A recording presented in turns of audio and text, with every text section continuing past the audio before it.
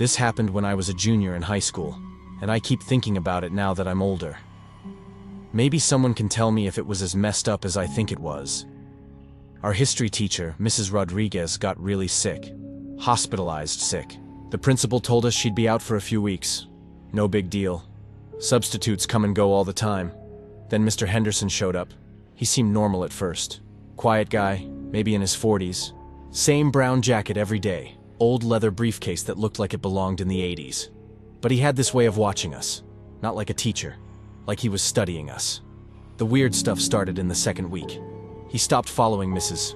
Rodriguez's lesson plan and gave us strange assignments instead. Photocopied sheets with crooked text, like from an old machine.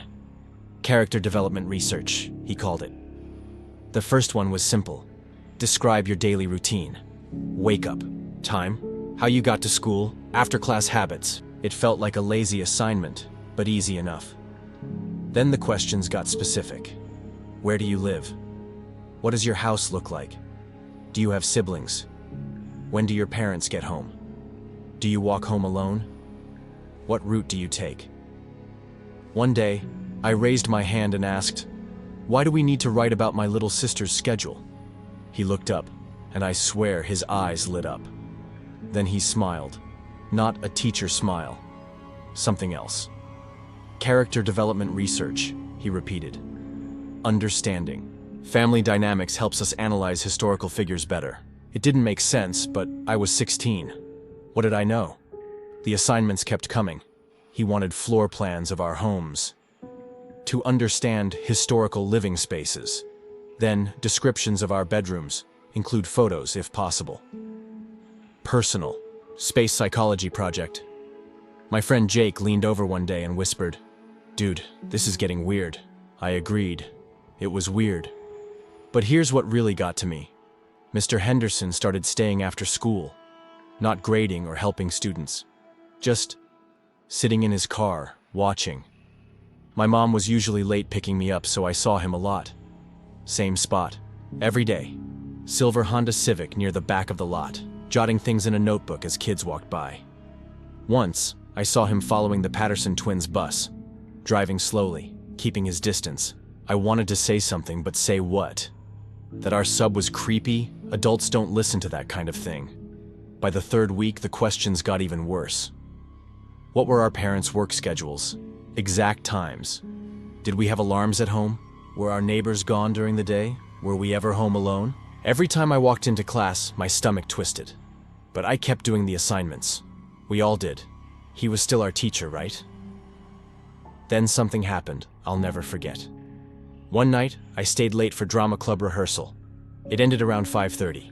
The parking lot was almost empty, but Mr. Henderson's car was still there. I ducked behind a bus and watched. He was on the phone, papers spread on his dashboard. Our papers. Our assignments. I could hear a bit of what he was saying. Stuff like schedules, opportunities, and the girl with the sick grandmother. That was me. I'd written about my grandmother in one of those assignments. I felt sick. My hands shook as I ran to the other side of the school and called my mom from there. The next Monday, Mrs. Rodriguez was back. No warning, no explanation, no goodbye from Mr. Henderson. He was just gone. I went up to Mrs. Rodriguez after class and asked, "What happened to the substitute?" She blinked. "Substitute? Honey, we never had a substitute. I was only out for a week with food poisoning." My blood ran cold. "But we had assignments. Photocopied sheets. Can you show me?" I pulled out my folder from my locker. She flipped through the pages, and her face went pale. "Take these to the principal, now." The principal asked questions and made copies.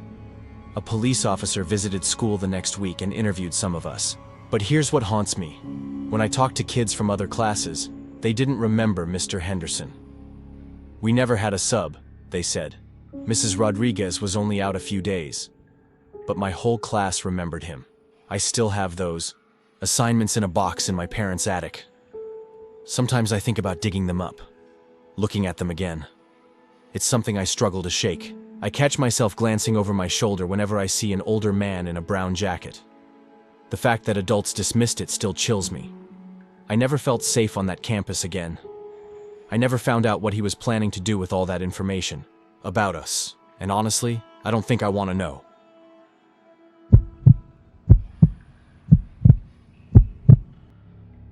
My name is Alex Rivera, and I lived in Cedar Valley. I'm not trying to sound crazy here, but I need to tell someone about what happened in my senior year chemistry class. Maybe you'll think I'm making this up, but I swear everything I'm about to tell you really happened. I was enrolled in advanced chemistry with Mr. Torres, a veteran teacher of over 20 years. Students said his class was an easy A if you followed the rules and didn't ask too many questions. It was perfect for me, since I needed the credit to graduate. My lab partner was Sarah Martinez. She was meticulous, always double-checking measurements and reading safety instructions. Her notebooks were pristine, and she never missed a detail. The first few weeks were uneventful. We mixed baking soda with vinegar, observed flame tests, and practiced titrations. The lab smelled of sulfur and ammonia, but it was all routine. Still remember the fluorescent lights flickering and how the polished countertops reflected our nervous faces. The clang of metal tongs against glassware echoed ominously, and the scent of acids lingered around each station. I felt a growing tension in my chest, like something invisible pressed against my lungs. It was as though the laboratory itself was alive, watching us work. Then one afternoon, Mr. Torres unlocked a supply closet and brought out unmarked bottles. I asked what they were, and he said they were advanced compounds for college prep. The labels had chemical names I'd never seen. Sarah requested the safety data sheets, but he insisted they were standard and promised to share the details later. We accepted his answer and continued. In October, right after my sister's birthday, I arrived with frosting under my nails. We were working with a clear liquid from one of those bottles. Sarah followed every protocol, goggles on, gloves snug. 10 minutes in, she paused and frowned. "I feel dizzy," she whispered. Her voice shook, and her pupils were unusually large. She stared at the whiteboard formulas and whispered, "Do you hear that? The equations are talking." I heard only the hum of the fume hood. He rushed over, took the beaker, and announced, "Just a mild allergic reaction. Nurse's office now." His tone was firm but worried.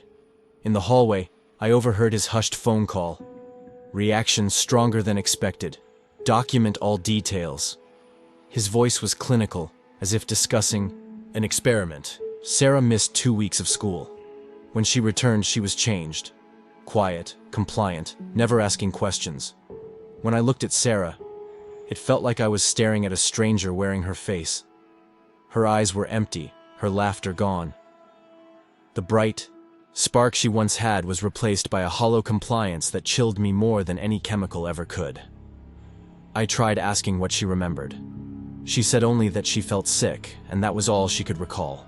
That's when I began watching Mr. Torres more closely. He carried a small notebook during labs and scribbled constantly. One day, I glimpsed his notes. My name was followed by baseline response within expected range.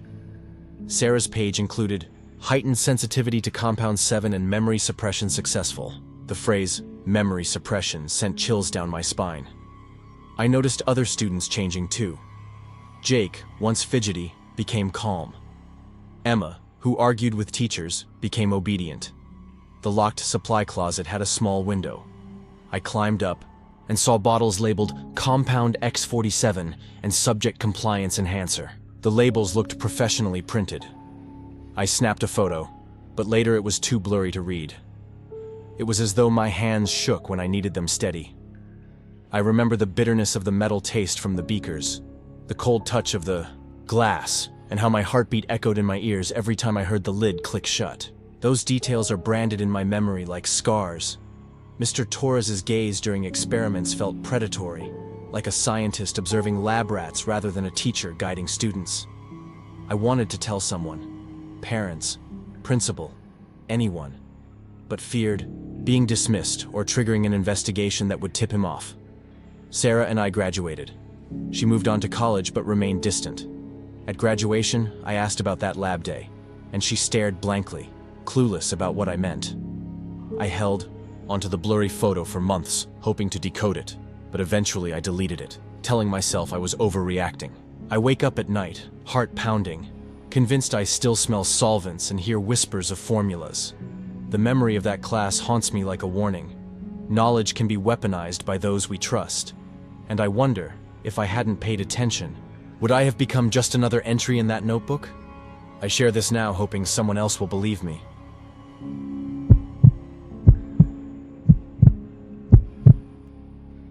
I need to tell someone about this because it's been eating at me for months now.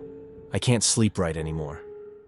Every time I close my eyes, I see his face and that calm expression when everything went down. I worked evenings on the high school cleanup crew for gas money. My mom's car breaks down all the time. The job seemed simple. Empty trash, wipe whiteboards, mop floors. Mr. Garrett was the head custodian, quiet and hunched, with thick glasses magnifying his eyes. He nodded when our shifts overlapped, but rarely spoke.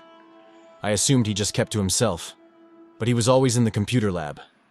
Every night I worked, he sat there for hours. The door was closed and lights dim. Once I asked what he was doing, he claimed deep cleaning keyboards.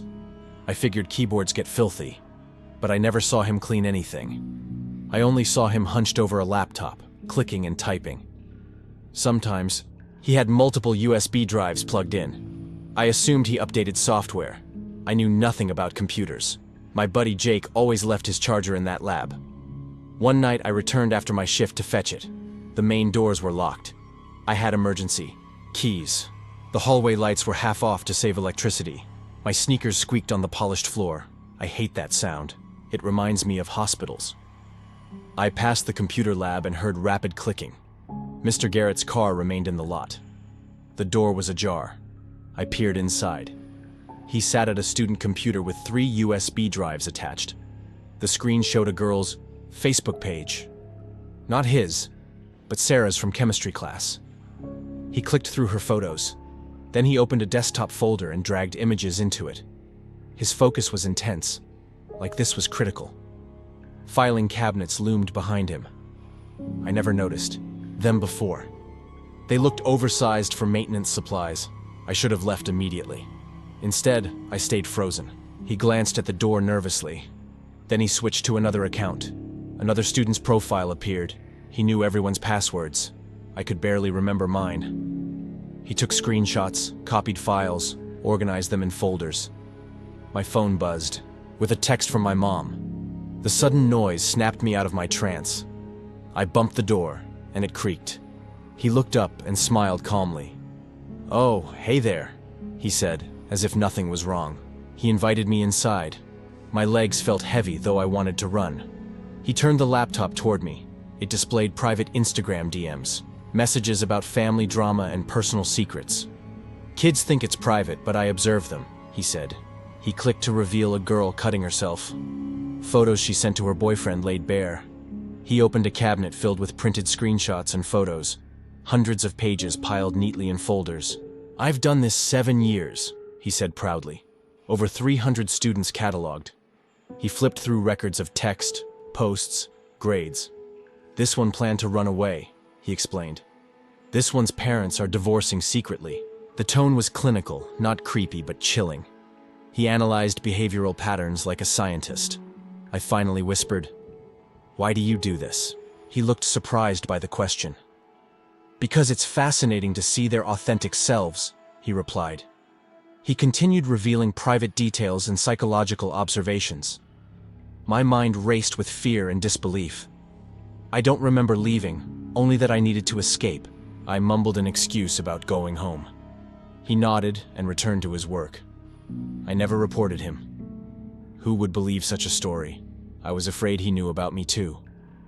I quit the job the next week under the pretense of focusing on grades. But I still see him pushing his cart in hallways.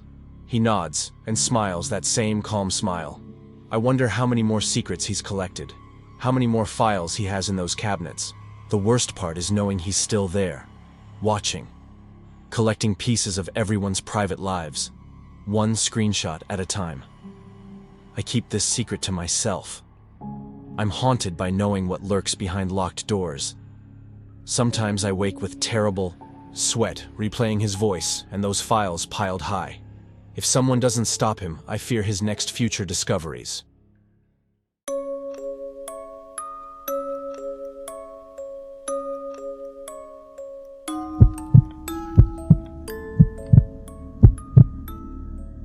I thought I was selecting a humble, unremarkable apartment for a short work trip when I booked a listing in Portland's Alberta Arts District.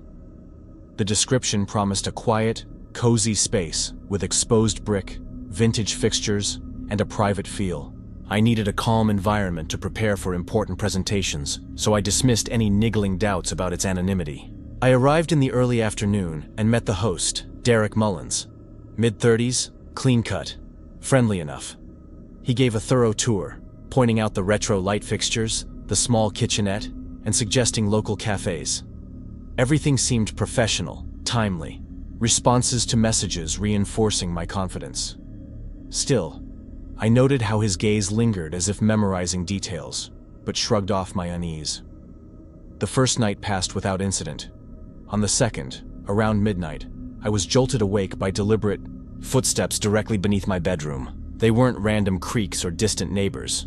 These were measured steps followed by a heavy scrape, as if furniture was being moved. My pulse quickened, and I pressed my ear to the floor, heart pounding in the silent apartment. I texted Derek immediately. Within minutes, he replied, "Old building, lots of settling noises. The basement is just storage." His quick, detailed answer felt rehearsed. I lay awake, staring at the ceiling, replaying every subtle noise until dawn. During the morning light, I obsessed over the apartment's layout, mentally tracing walls and floors. Over the next day, small inconsistencies surfaced. The pantry seemed oddly deep. Rearranging cans and boxes, I felt the back wall shift beneath my fingertips. The plaster felt hollow. My curiosity and dread grew. That night, when the footsteps resumed in the familiar pattern, footsteps, dragging sound, then abrupt silence, I knew I had to investigate. Creeping into the kitchen, I moved aside pantry items and found a hairline crack outlining a concealed door. Pushing it, a rush of cool, damp air hit me. A narrow staircase descended into darkness, lit only by the faint glow from above. Fear warred with an irresistible compulsion to see what lay below. Step by step, I descended on a wobbly wooden stair. At the bottom, the space was surprisingly inhabited. A worn mattress on the concrete floor, a folding chair, a small folding table scattered with handwritten journals, and rows of prescription bottles labeled to Derek Mullins. It was someone's secret quarters, hidden directly beneath where I slept. My stomach churned as I rifled through journals. Pages documented observations of guests, arrival dates, routines, sleep habits. New guest checked in today. Sarah M. from Seattle, works in marketing. Names and details recorded with clinical precision. The entries shifted from detached notes to obsessive scrutiny, especially about a guest named Jessica Chen, who stayed 3 months earlier. The final entry froze my blood. Jay figured it out. Had to make the tenant disappear. Buried her with the others behind the shed. I found Jessica's driver's license in a drawer. A kind-eyed woman, aged 26, gone without public trace. Realizing I might be next, adrenaline surged. I pushed the journals aside and began to close the hidden door, heart hammering. Then I heard Derek's voice upstairs. "Everything okay?" I saw the light. Calm, concerned tone that felt predatory now. I paused, caught between flight and confrontation. Climbing back, I emerged into the kitchen as he entered, carrying a six-pack as a welcome gift. His eyes pinned me in place, studying my face. I forced a tired smile and said I was fine. He pressed politely, unnervingly insistent. "You look pale. Long day?" I nodded, voice shaky, and he left, closing the door behind him. His casual departure sealed my resolve. I grabbed my suitcase and fled to a nearby hotel, dialing 911 as soon as I reached safety. The police arrived at the apartment and descended into the hidden space. They found Derek attempting to destroy journals. Behind the garden shed, they uncovered Jessica's remains and evidence of other victims. Investigators concluded Derek had used Airbnb to target isolated guests, surveilling them before bookings. He'd planned my stay long in advance. At trial, details emerged of his meticulous methods, studying guest profiles, listening for clues, constructing a hidden basement lair beneath unsuspecting visitors. He was convicted of first-degree murder and sentenced to life without parole. I remain haunted by the hidden basement's silence. Even now, I replay every subtle detail. His lingering gaze, the odd pantry depth, the midnight footsteps. Small instincts saved me. I learned that trusting gut feelings and noticing inconsistencies can mean the difference between life and death. I still check locks, scan rooms for hidden spaces, and rise at the slightest creak. The memory of that concealed door and the journals, documenting my life before I knew them, haunts me. Sometimes the scariest monsters are the ones who hand you the keys.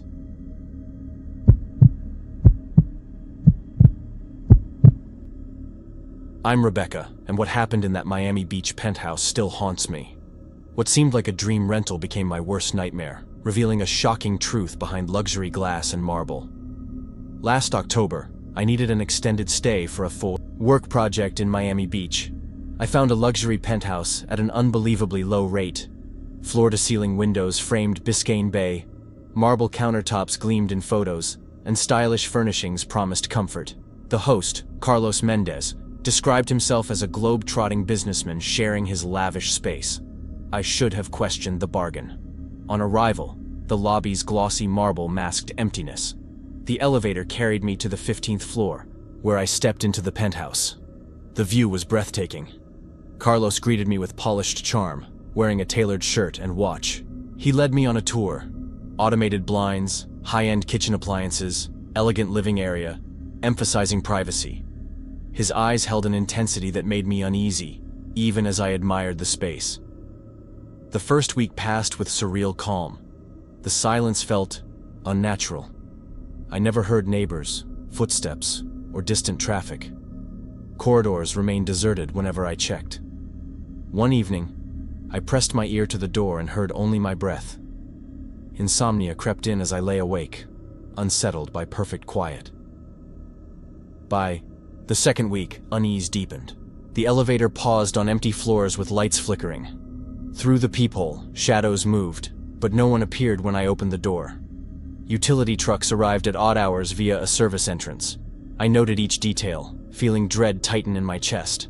I began waking at odd hours, scanning the hallway, imagining sinister possibilities hidden out of sight. Drawing on my consulting experience, I checked public utility data. Electricity usage suggested constant occupancy across units, yet water consumption was minimal. It defied logic. I realized something was wrong, anxiety surging as I questioned every detail of the penthouse. Late one evening, I heard whispers through vents. I followed the sound to a service corridor behind the elevator. Peering through a panel, I saw Carlos and two men pushing covered carts. The forms beneath looked human. I stumbled back, adrenaline spiking as fear and resolve collided. Determined to uncover the truth, I set up recording devices. Laptop webcam toward the entrance, phone camera hidden on a shelf, a small camera tucked behind a plant.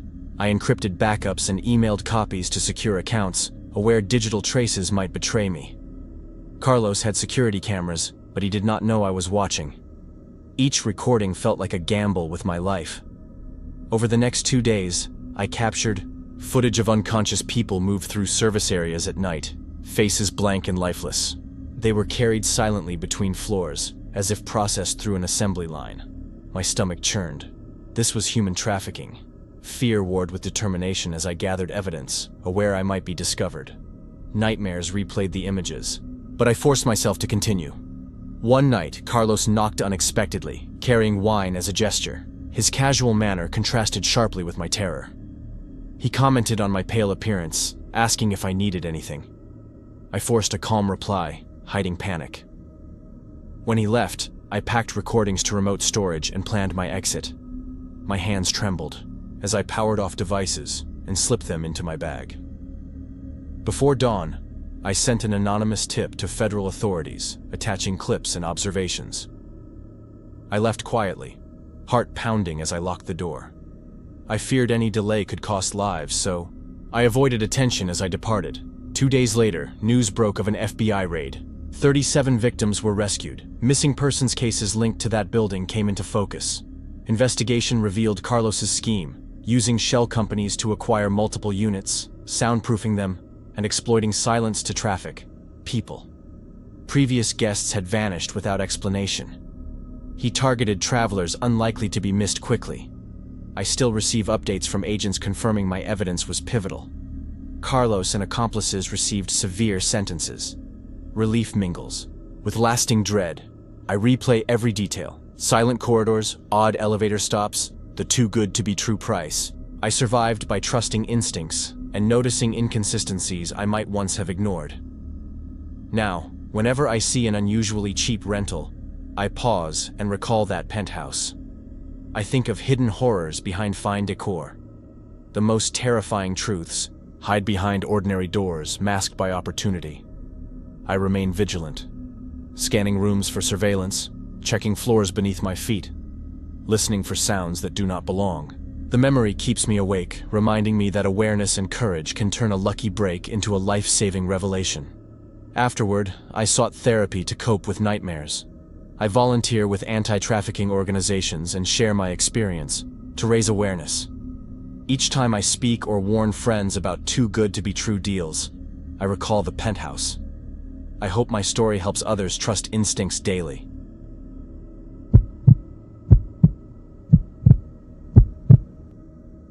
When the listing mentioned a transformative communal retreat in the Colorado mountains, I felt both intrigued and skeptical. As a writer craving solitude, I rarely sought community, yet something about its description drew me in during a period of creative block last fall. I had negotiated deadlines and saved expenses to justify an escape from city distractions. Discovering a remote cabin 3 hours from Denver at a modest price felt unexpected. Reviews praised an incredible community atmosphere and life-changing experience. I imagined writing by the fireplace and perhaps meeting kindred spirits. I packed notebooks, snacks, and a small camera, unaware how deceptive first impressions could be. The drive was breathtaking. Winding roads through aspens turning gold, crisp air filling my lungs. When I arrived, the cabin appeared perfect. Rustic wood and stone construction, large windows revealing a sweeping valley, and a warm interior, with a stone fireplace. Yet I noticed odd details. 6 used toothbrushes in the holder, clothes in the closet not mine, flannel shirts, hiking boots of various sizes, and children's jackets. On the mantel were family photographs of strangers smiling in group photos. Later that afternoon, James, the host, arrived with a warm smile. He explained their philosophy of overlapping stays to foster connection. "We welcome guests into a shared family atmosphere," he said, eyes too bright. He pointed to empty chairs around a fire pit and suggested evening conversations with neighbors. Unsettled, I recalled reviews praising bonding but wondered why none of those guests were present, yet their belongings remained. I decided to observe silently and remain polite. That first night, silence enveloped the cabin. No wind rustling leaves, no distant wildlife, only the hum of my own thoughts. Sleep was difficult. I woke repeatedly to check the locks. At dawn, I found fresh coffee and muffins waiting in the kitchen with a handwritten note. "Welcome to our family." I had heard no footsteps. A chill ran through me as I scanned empty rooms, imagining hidden presences. Over the next days, subtle disturbances deepened my unease. Personal items shifted. My notebook moved, my laptop closed when I had left it open. Photographs multiplied. New smiling faces appeared on shelves and tables. On solitary hikes along ridges, I glimpsed figures standing motionless among trees, watching from a distance before disappearing. Attempts to research James online revealed mentions of shell companies and multiple property records, but no verifiable background. Isolation felt dangerous, yet I stayed vigilant. On the 5th morning, seeking extra blankets, I discovered a concealed door behind a bookshelf in the study. It swung open to a windowless chamber. Inside lay suitcases, purses, cell phones, and driver's licenses in disarray. Walls were plastered with photographs and notes. Entries like "Lisa, day 10, adapting well," or "Mark, resisted integration, relocated 10/15, alongside red stamps reading "failed conversion." Beside dates, my hands shook as I photographed every detail, though no signal reached my phone. Fear surged. This was no ordinary retreat, but a trap. Footsteps sounded on the porch shortly after. James called. Time for our evening gathering. Panic gripped me. I closed the hidden door and returned to the main room, forcing calm. He appeared with 6 others. Men, women, even a teenager, each wearing a calm, practiced expression. They spoke softly about a coming crisis, about preserving worthy participants through integration. Their words felt rehearsed. A woman offered herbal tea that smelled unfamiliar. I sipped slowly while planning escape, heart pounding. After they left late that night, I tested my car and discovered tampering under the hood. They had disabled it. Darkness offered cover. I packed essentials and slipped out toward a faint trail I had scouted earlier. Branches scratched my skin. Rough terrain tested my resolve, but fear propelled me forward. Guided by my phone's flashlight, I hiked through the woods until I reached a dirt road at dawn. A passing driver gave me a ride to town, where I reported everything to the police. Authorities raided the cabin 3 days later. 17 arrests followed. Investigators uncovered remains of 12 victims buried around the property. Former guests missing across multiple states. Evidence showed James had lured travelers with promises of community, imprisoning them for forced integration. Those who resisted were killed. Relief washed over me, yet dread remained. In the aftermath, I replay every detail: James's unnerving smile, empty chairs waiting, toothbrushes lined up, and that hidden room. I survived by trusting instincts and noticing inconsistencies I might have dismissed. Now, booking lodging fills me with caution. I scrutinize photos for anomalies, read reviews with skepticism, and share warnings with friends. I volunteer with local safety groups, hoping others avoid similar peril. Sometimes I still wake at night, heart racing as memories resurface. But I also remember that vigilance and courage turned a deceptive refuge into my escape. I remain cautious every single day.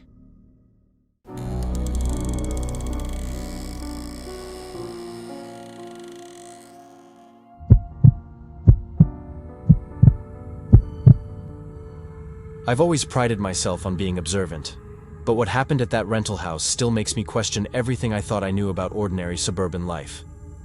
After my divorce finalized last spring, I needed a fresh start somewhere affordable. The Craigslist ad seemed too good to be true. A 3-bedroom house in a decent neighborhood for $800 below market rate. When I called, the landlord was almost desperate to get someone moved in. He mentioned the previous tenant had left suddenly, but assured me everything was perfect. I should have asked more questions. The first month was exactly what I needed. Quiet streets, friendly neighbors, and enough space to rebuild my life. I worked from home, spent evenings unpacking boxes, and slowly began to feel like myself again. The house felt normal, lived in but not haunted by someone else's presence. Then the visitors started coming. The first knock came at 12:47 a.m. on a Tuesday. Through the peephole, I saw a man in his 40s wearing a wrinkled suit, shifting his weight impatiently.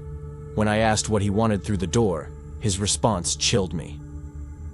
"I need to speak with Marcus Torres. We have unfinished business." I explained that Marcus no longer lived here. The man's laugh was dry, humorless. "Look, I know he's in there. Marcus owes my client $15,000, and we're not leaving until we get it." No amount of explaining convinced him. He circled the house twice, checking windows, before finally leaving. I called the landlord the next morning, but he just said some people take time to update their records. The second visit came 4 days later. 2 men this time, around 2 a.m., claiming Marcus had borrowed money for inventory.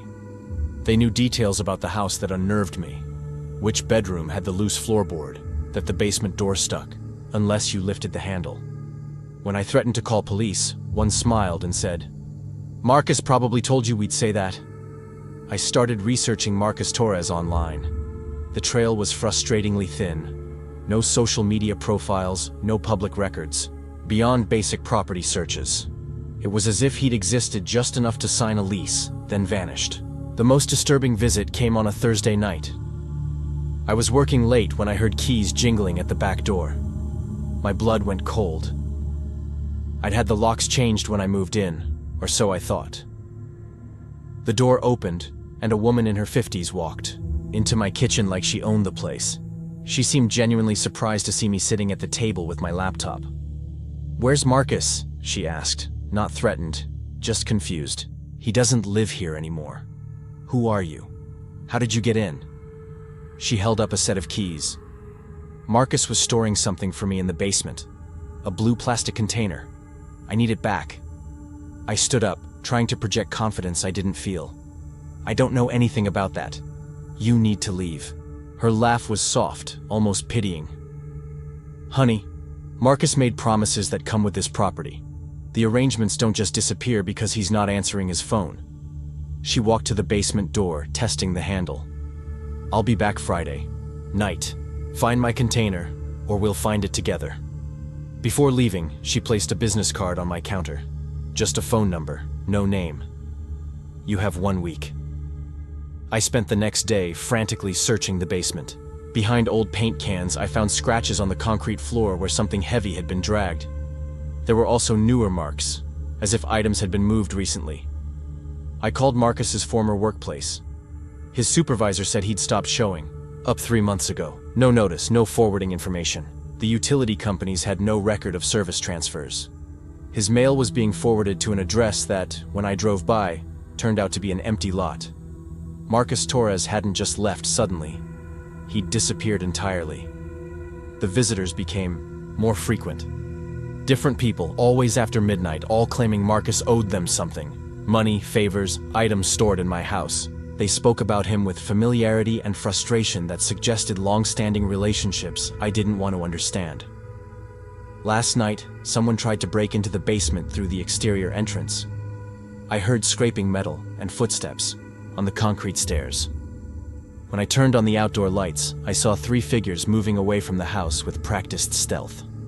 I'm writing this from a hotel room. Whatever Marcus Torres was involved in, his creditors have decided I'm a reasonable substitute for settling his debts. The woman with the keys called yesterday, and her message was simple. The week's up. We're coming tonight. I've left the forwarding address blank on my lease termination. Some mysteries are better left unsolved, and some debts aren't worth inheriting. But I still think about that blue container, and what could be valuable enough to make people this persistent. Part of me wonders if Marcus Torres ever really existed at all, or if he was just a name designed to draw people like me into arrangements we never understood we were making. Some warnings sound too crazy to believe until it's too late to matter.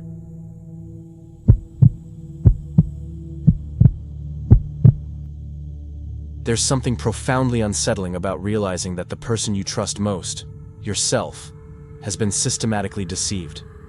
I used to sleep soundly, confident that my apartment was a sanctuary, that locked doors meant privacy, that my elderly neighbor across the hall was nothing more than a harmless, quiet man. But over the course of 3 terrifying months, those assumptions crumbled. What I thought was paranoia became undeniable. What I thought was overthinking became reality. The human mind is good at protecting itself. When something feels wrong, but doesn't make sense, we create innocent explanations. We blame ourselves. A moved object becomes forgetfulness. An unlocked door is just distraction. A strange sound? Just the building settling. But eventually, there's too much to excuse. When I first moved into Riverside Apartments, I was relieved. I'd just gone through a bad breakup and needed a fresh start. The unit was on the 2nd floor, had great natural light, and came partially furnished, which was perfect. It felt like a safe, quiet place where I could begin again. Mr. Chen lived directly across the hall. He was in his 70s, always. Neat and polite, wearing pressed slacks and button-up shirts. His door was painted the same beige color as mine, but somehow, it always felt like his presence made the hallway colder. At first, I thought I was imagining it, how he always appeared the exact moment I got home. I'd unlock my door, and there he was, stepping into the hallway. "Good evening, Sarah," he'd say in his careful voice. "Working late again?" It felt strange. No matter what time I came home, he'd appear, sometimes within seconds. I tried changing my schedule to throw him off, but it never mattered. He was always there, always watching. 3 weeks in, I noticed my laptop had been slightly rotated on my kitchen table, just a few degrees. But I'm very particular about how I leave things. I checked the spare key under the fake plant outside, untouched. There was no forced entry, nothing missing. Still, I couldn't shake the feeling. Then came the bedroom door. I always leave it shut when I leave, but twice in 1 week, I came home to find it slightly ajar. Same angle both times, like someone had opened it just enough to peek in. Little things kept happening.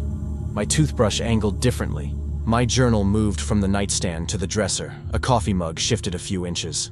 Prescription bottles rotated so their labels faced outward. The details were subtle, easy to dismiss, but they accumulated. My home no longer felt like mine. I started to lose sleep. The building made normal noises, sure, radiators, pipes, footsteps. But I began hearing something new. A soft, steady clicking sound inside the walls.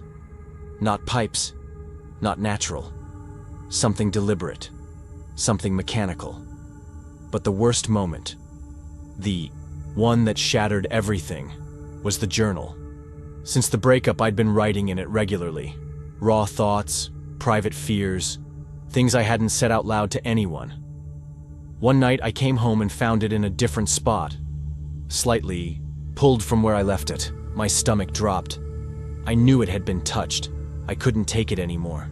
I needed answers. I told Mr. Chen I had a double shift at the hospital and wouldn't be back until morning.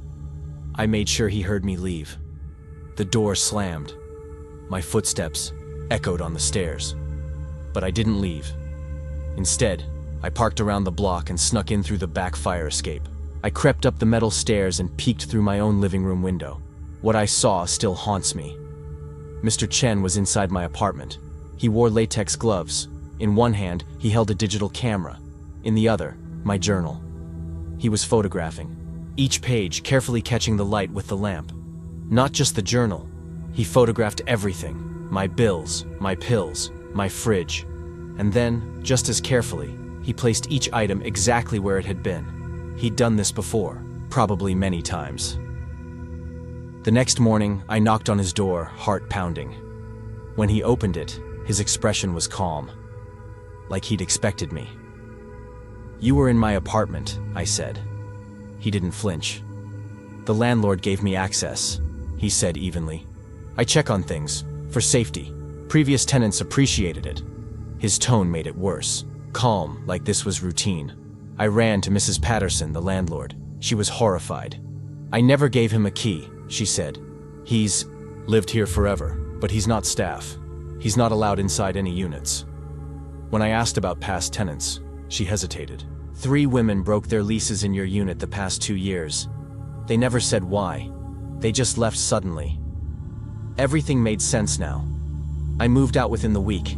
I lost my deposit, but I didn't care. I filed a report, but there was nothing they could charge him with. Photographing someone's belongings isn't illegal if he claims permission. Now, sometimes I drive past that building. Sometimes I see a light on in my old apartment and wonder if the new tenant has noticed anything. If she hears the clicking, if her journal moves, if she still feels safe. I hope she trusts her instincts before it's too late.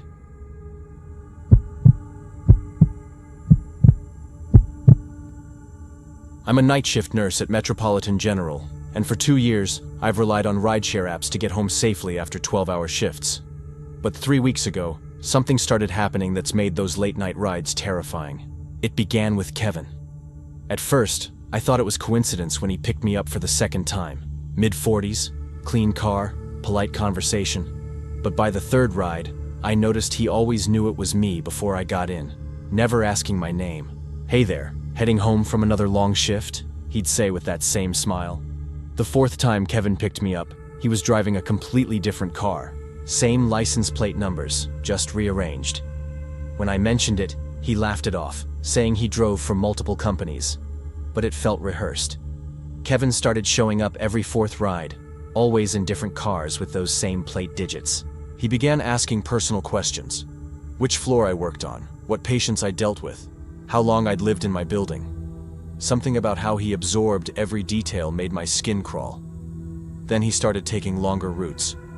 Not drastically, longer, but enough that I'd notice more direct streets.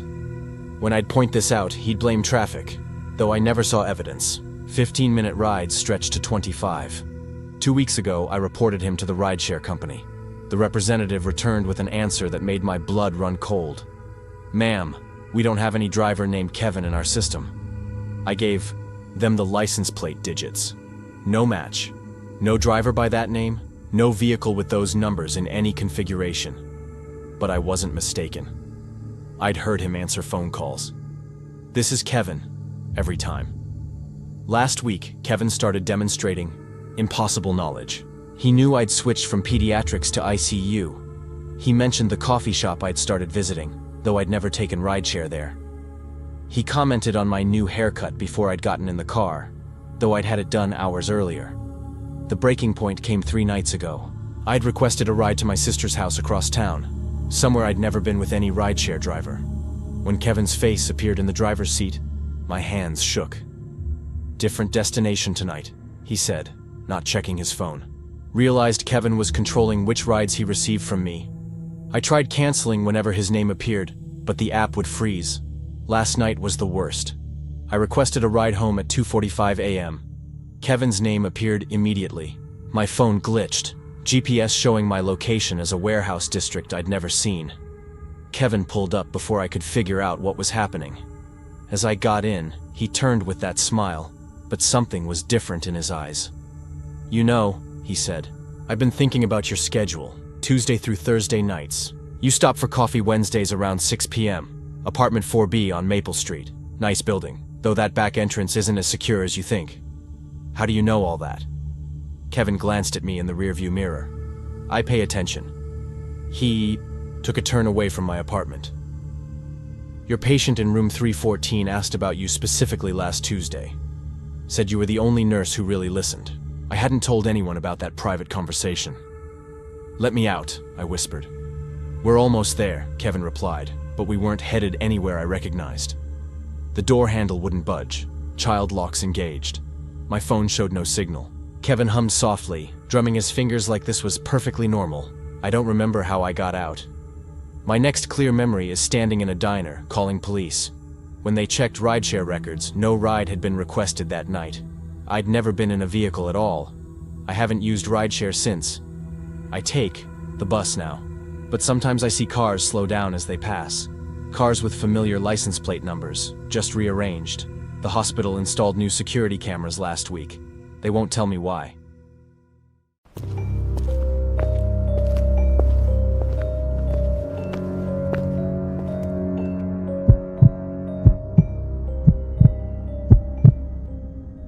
I'm not really good at telling stories or anything, but what happened to me 6 months ago, I still think about it every single day. I was doing DoorDash back then, you know? Just trying to make some extra money. My car was making this weird noise whenever I turned left, but I couldn't afford to fix it yet. I had been delivering for about 6 months when I got this order. Chinese food from that place on 5th Street. The one with the faded sign that's been there forever. Nothing special about the order itself. Just some lo mein and egg rolls, but the address, man, the address led me to this apartment complex I'd never seen before. It was on the outskirts of town, past the old gas station that's been closed for years. You know the one. Still has those ancient pumps out front. The complex looked like it hadn't been maintained in decades. Half the unit numbers had fallen off, and the parking lot was covered in broken glass. I remember stepping over a rusted shopping cart someone had just left there. The customer left specific instructions in the app. "Don't knock, leave food by door marked with red X." I thought it was weird, but people leave strange instructions all the time. Sometimes they're sleeping, or they have a baby, or whatever. I found the door easily enough. Someone had spray painted this crude red X right across the peeling paint. The paint was still kind of wet looking, like it had been done recently. As I bent down to set the bag of takeout by the door, I noticed this smell. Sweet and rotten. Like meat that's been left in the sun too long. I tried to breathe through my mouth, but the smell was so strong it made my eyes water. That's when I heard it through the thin walls. What sounded like muffled sobbing. Quiet, but definitely there. My first thought was maybe someone was watching a sad movie or something. But then I remembered my neighbor, Mrs. Chen. She always cries when she watches those soap operas. This didn't sound like that. This sounded different. More desperate, I guess. I know the instructions said not to knock, but I was worried. What if someone was hurt? I knocked anyway, just a gentle tap. The crying stopped immediately. Like, completely. Dead silence. Then I heard footsteps approaching the door. Slow, deliberate steps. But the door never opened. Instead, this voice whispered, through the wood, "Thank you for feeding us." The way they said "us" made my skin crawl. It was drawn out like they were savoring the word. And the voice, it didn't sound right. Too deep, too gravelly, like someone who'd been screaming for hours. I got out of there fast. Forgot about the delivery photo. Forgot about everything. Just ran back to my car with that weird left turn noise and drove home. I remember I had to stop at a red light, and my hands were shaking so bad I could barely grip the steering wheel. The next morning, I was eating cereal, that generic brand stuff because I was broke, when I saw it on the news. Police had discovered 3 missing persons in an apartment complex on the outskirts of town. The reporter said they were all malnourished and showing signs of prolonged captivity. The apartment had been vacant for 2 years, according to the landlord. I recognized the building immediately. Same broken glass in the parking lot, same rusty shopping cart. I never found out who placed that order. The account was deleted from the app by the time I checked. Customer service said they had no record of it, like it never happened. But I know it did. I can still smell that sweet, rotten smell sometimes, usually when I'm trying to fall asleep, and I never took another delivery order after dark. The strange part is what happened afterward. Little things started bothering me in ways they never had before. A shadow moving wrong across my bedroom wall. The sound of my refrigerator humming in a rhythm that seemed almost like whispered words. My neighbor's dog barking at exactly 3:17 a.m. every night for 2 weeks straight, then stopping completely. I began noticing delivery drivers differently, too. The way they'd linger at doorsteps just a second too long. How some would glance over their shoulders before walking away. Once, I saw a Pizza Hut driver standing motionless beside his car for nearly 5 minutes, just staring at an apartment door. When I blinked, he was gone. I quit DoorDash 2 weeks later. Got a job at the hardware store downtown instead. Pays worse, but at least I know everyone who walks through that door. At least I hope I do. Sometimes I wonder if those people are grateful I brought them that food. If somehow, in that moment of horror, I accidentally did something right. But mostly, I try not to think about it at all. Because when I do, I remember that voice saying "us," and I realize I never counted how many footsteps I heard approaching that door.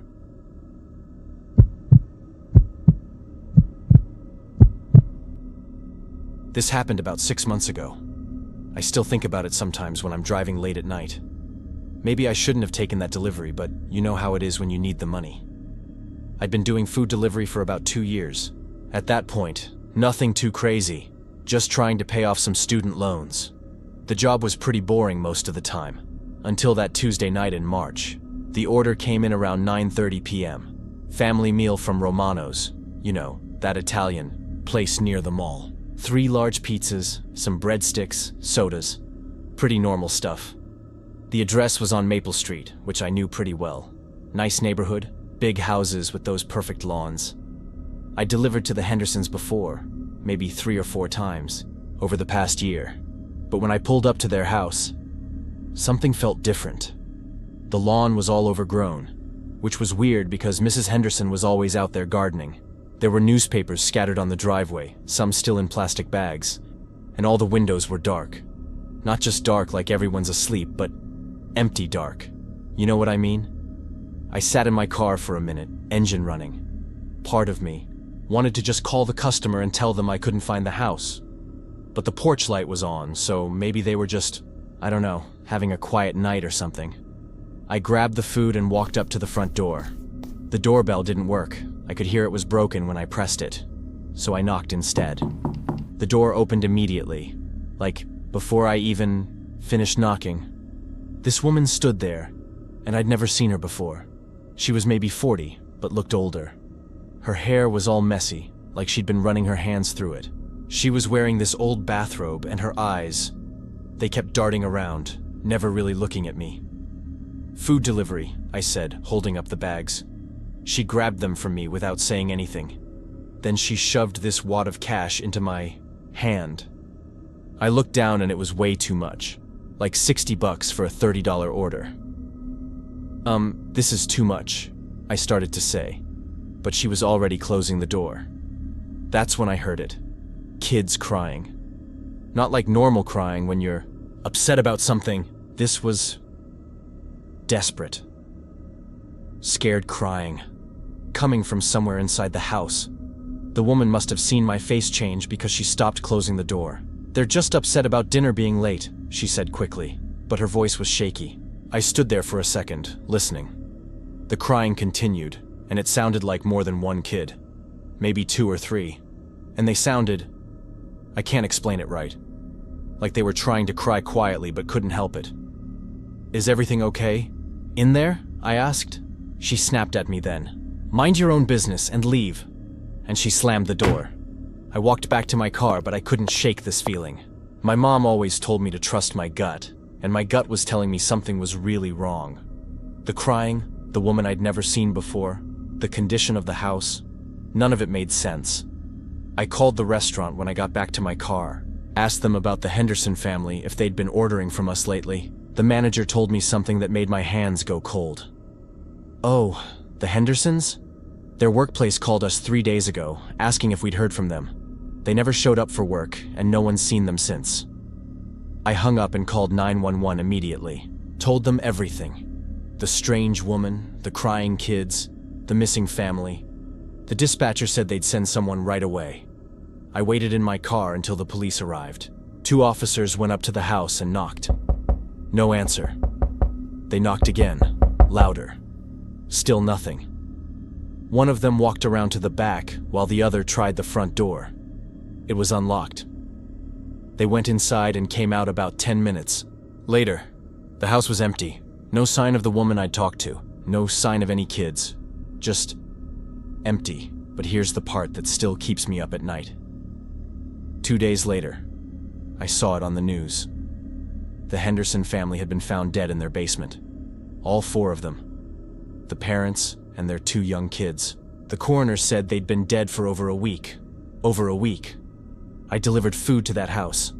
I talked to someone. I heard children crying. The police never figured out who ordered the food that night. The phone number was disconnected. The credit card was reported stolen weeks earlier. I quit delivering food the next day. Got a job at a warehouse instead. Better hours, better pay. But sometimes when I'm driving past that neighborhood, I still slow down when I get to Maple Street. The house is empty now. Has been for months. There's a for sale sign in the yard, but it never seems to sell. I've never told anyone this story except my girlfriend, and she thinks I was just stressed out or something. Maybe she's right. Maybe I imagined the whole thing. But I still have that $60. I never spent it. And sometimes, late at night, I can still hear those kids crying.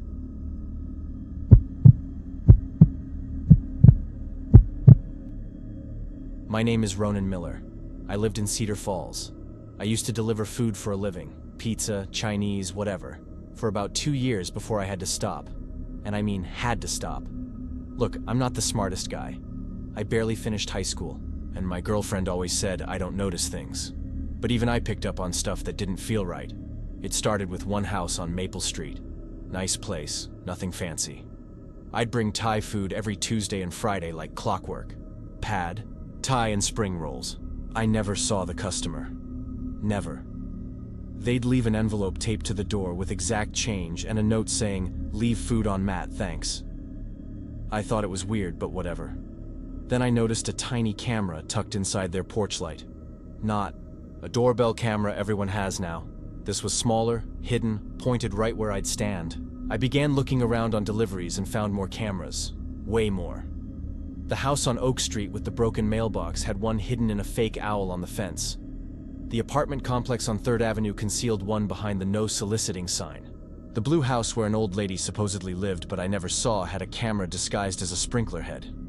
I counted 15 houses total across different neighborhoods, and I never met the customers face to face. The instructions grew weirder. Knock 3 times and wait 30 seconds before leaving food. Stand on the X marked on the porch. Call if you don't see it. They made me stay in place longer. My hands shook when making these deliveries. I felt watched from windows, probably was.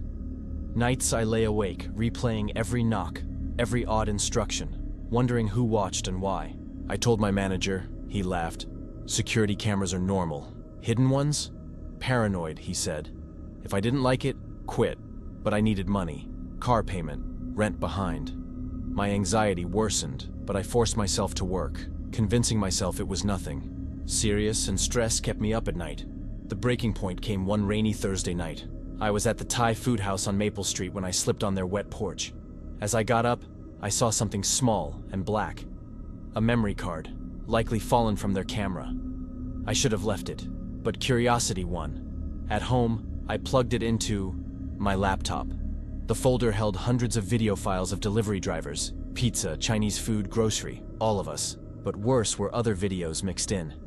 Footage of drivers at their homes, getting into cars and driveways I recognized, walking up to doors not in orders. One showed a driver I knew, Tommy, sitting in his living room watching TV. Someone had followed us, learned where we lived, recorded our personal lives. Panic surged. I felt violated, terrified of what they might do with that footage. I unplugged the laptop so fast I almost broke the USB port. I grabbed clothes and drove to my sister's, place 3 towns over. I didn't pack properly, forgot my phone charger and wore the same shirt for days. I barely spoke, haunted by images of cameras hidden everywhere. I never went back for my last paycheck. Changed my number and moved in with my sister permanently. I got a warehouse job where I don't go to random houses. Sometimes I think about how those hidden lenses might still be active, catching new drivers unaware. I imagine strangers watching, studying every move, planning something beyond my dread. I consider reporting it, but without evidence or the memory card, it feels impossible. I just hope whoever collected those videos never found what they were really looking for.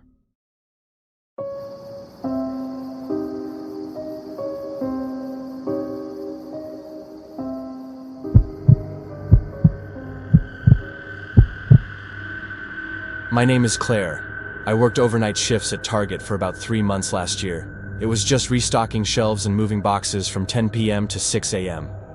The pay was low, but the quiet hours appealed to me. I often noticed small details others missed, so it was surprising when I saw something odd. Every morning after my shift, I saw certain aisles looking more than just neat. The electronics aisle, home goods near the back, and a random kitchen aisle looked perfectly arranged. Down to the last item. No one had been assigned to those sections. I asked my supervisor, but he just said the night crew was improving. I knew there was no crew there. Then I noticed the cameras. The ones monitoring those aisles went dark every night at exactly 2:17 a.m. and came back online at 3:04 a.m., always for 47 minutes. At first I thought it was a glitch, but it repeated night after night. Curiosity grew faster than caution. One Tuesday, when my sister texted me about her work drama, I decided to investigate. At 2:17 a.m., I grabbed a flashlight and headed toward the back of the store. The dark aisles felt larger, shadows stretched across empty shelves, and every echo of my steps made my heart pound. I reached the perfect aisles. Everything looked normal, clean and organized, but normal felt strange in that silence. I noticed patterns in the dust on the floor. Footprints led toward a fold-down maintenance ladder I had never seen lowered before. The rungs had fresh marks, as if someone climbed often. I paused, considering retreat. Fear urged me away, but I pressed on. I climbed into the storage area above the main floor. It was cramped and shadowy, filled with old boxes, unused decorations, and forgotten equipment. Deeper inside, I found a sleeping bag neatly set up. A small stash of food like granola bars, crackers, and water bottles. Someone lived here. Someone took from the store to survive, it seemed. Nearby was a notebook open to a page covered in handwriting I recognized from our break room suggestion box. It listed details about employees, schedules, cars, family troubles, even things I had only shared with my sister. Some details about Mike's divorce, Jenny's classes, and other private matters. The pages sent a chill through me. Even worse were photographs taken through skylights, images of us working, parking lots, and staff leaving after shifts. Dates on the backs went back months. I felt exposed, like someone had been watching me constantly. A soft sound broke my focus. Footsteps on the ladder below. I switched off my flashlight and hid behind boxes. My breath felt loud. Through a gap, I saw a coworker moving among boxes in the living space, organizing more supplies. They used a small flashlight too. careful not to shine it in my direction. Seeing their clothing confirmed it was someone I knew from work. I stayed hidden until they left. When the lights returned at 3:04 a.m., I waited another hour before climbing down. I walked back through the dark store with my mind racing. I quit the next day, telling Mike I found a better job. I could not keep working there knowing someone watched us like subjects in an experiment. Driving past that Target now gives me chills. I wonder if they still live above the aisles, watching new night crew. I hope whoever works there after me stays unaware. The cameras probably still blink off at 2:17 a.m. and back on at 3:04 a.m. Maybe someone else will notice. Maybe they will act faster than I did. Working overnight meant long hours alone in dim aisles. The store felt vast and empty except for distant hums and occasional intercom whispers. I learned every corner. How the exit sign flickered at 4:22 a.m. How the air was colder near the back door. How faint noises echoed oddly at night. I had noticed dust patterns near the perfect aisles before. Footprints too careful to be random, but I did not know their meaning until later. These details made me vigilant. I often crept on breaks with my flashlight, checking shelves carefully to stay alert. After discovering the hidden living space, every flicker seemed ominous and every creak made me jump. Sleep left me. I replayed each shift, wondering if I had unknowingly crossed paths with the coworker living above.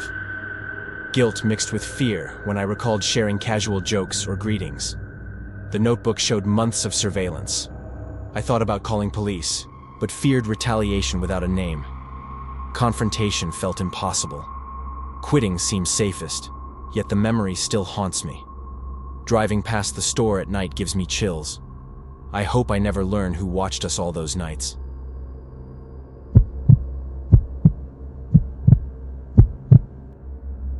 I worked at Target for about 2 years. Night shifts mostly. I'm not gonna lie, I needed the money and they paid decent for closing. But man, I wish I never took that job.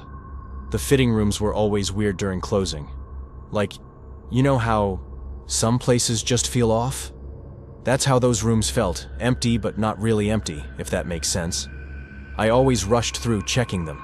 My co-worker Jessica used to joke that the mirrors looked like they were watching us back, but I never thought it was funny. One night in October, I think it was a Tuesday, I was doing my usual sweep before we locked up. All the fitting rooms were supposed to be empty and unlocked. Store policy, you know? But room number 4 was locked from the inside. I knocked. No answer. Knocked again. Nothing. The silence felt thick, heavy. You know that feeling when you're calling someone's name in an empty house? That's what it was like. I could hear the fluorescent lights buzzing overhead, and for some reason that made it worse.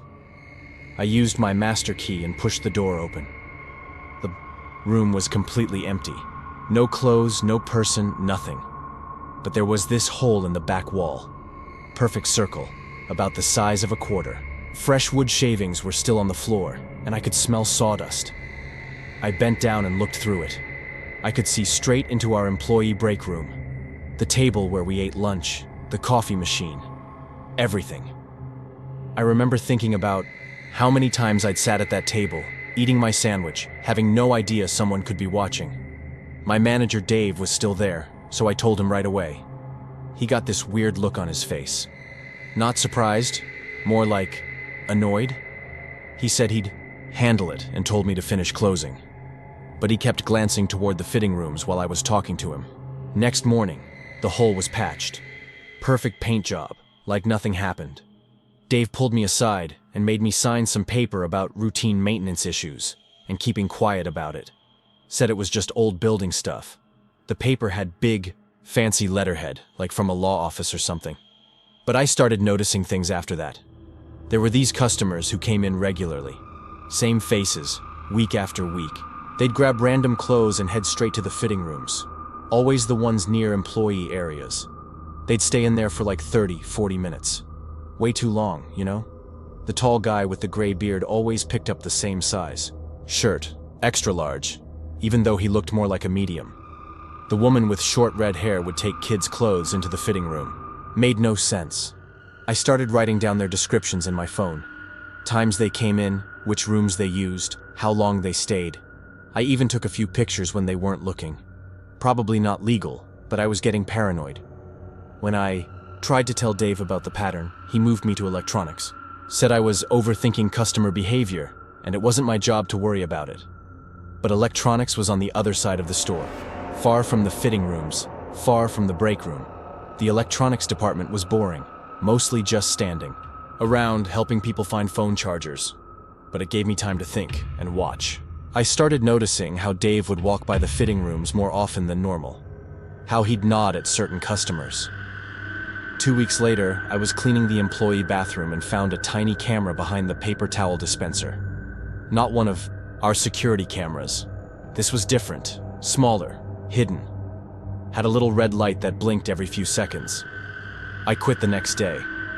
Dave tried to convince me to stay, offered me a raise, better hours, whatever I wanted.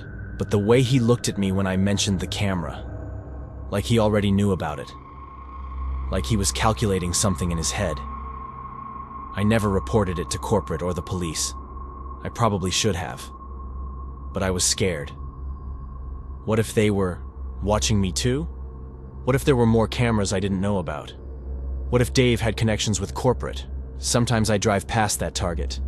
The fitting rooms are still there. People still use them. I wonder if they know. I wonder if the holes are still there, just better hidden. I wonder if Dave still works there. I work at a grocery store now. Day shifts only. No fitting rooms. No cameras in weird places as far as I know. But I still check bathroom stalls for cameras. Old habits, I guess. My girlfriend thinks I'm paranoid, but she doesn't know the whole story. Some things are better left unsaid.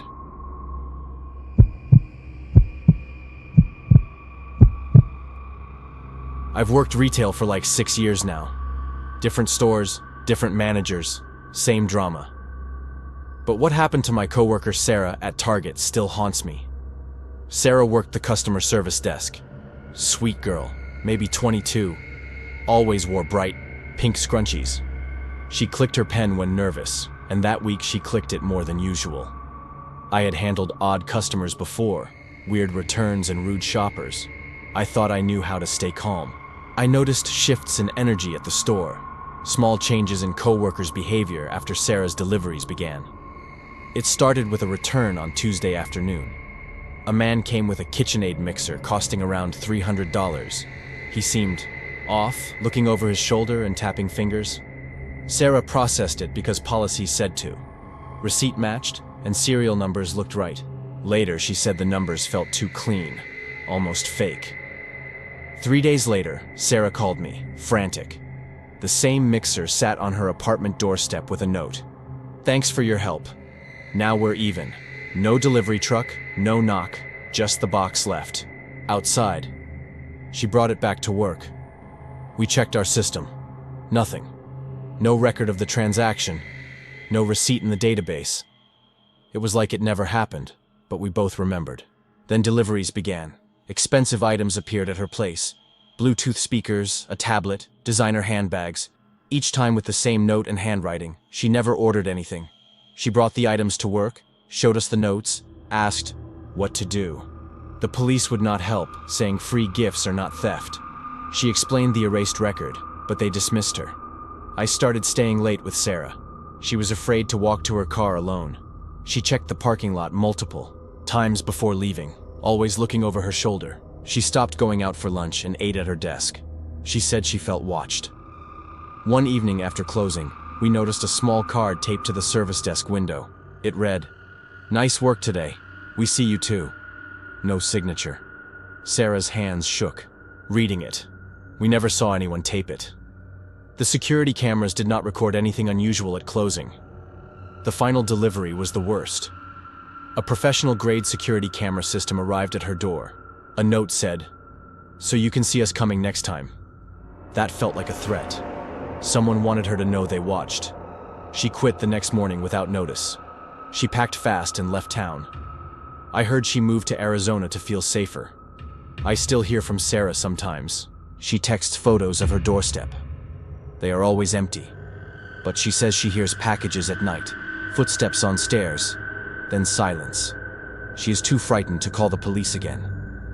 After she left, I transferred departments. Customer service felt cursed. Now every return makes me tense, especially expensive ones. I check serial numbers twice and study faces too long. Every odd customer makes me uneasy. I imagine someone watching my reactions. My co-workers whispered about Sarah. Some thought she overreacted, others seemed uneasy. I listened for rumors but found none that made sense. The silence around her story made it worse. I felt isolated, fearing I might be next, yet unsure how to share my worry. I replay events in my mind, wondering who that man was and what he wanted. Was he testing Sarah or sending a message? Did he choose her by chance or plan? I think about the cameras. What if someone manipulated the system? Maybe evidence was erased. At night when I close up, I feel eyes on me. Empty aisles feel full of shadows. I check corners before leaving. I walk quickly to my car and lock doors before sitting. My phone is in hand in case I need help. Sometimes I dream of packages on my doorstep. I wake sweating, relieved it was a dream, but fear stays. I imagine notes left with my name, reminders. Someone watched me. I avoid sharing schedule or plans. I feel exposed. My anxiety followed me home. I double-checked locks and windows each night. The fear crept into everyday life. I wonder how long this horror will last. I still wonder if that man is out there choosing a new employee to terrorize. I fear the pattern is not over. Maybe someone at work is involved, manipulating records and cameras, watching for months for a twisted purpose. But maybe it was one deranged person targeting Sarah. Maybe she was unlucky. Maybe I will never know the truth. Maybe the serial numbers were fine and this was random. Maybe I should move on. Maybe forever.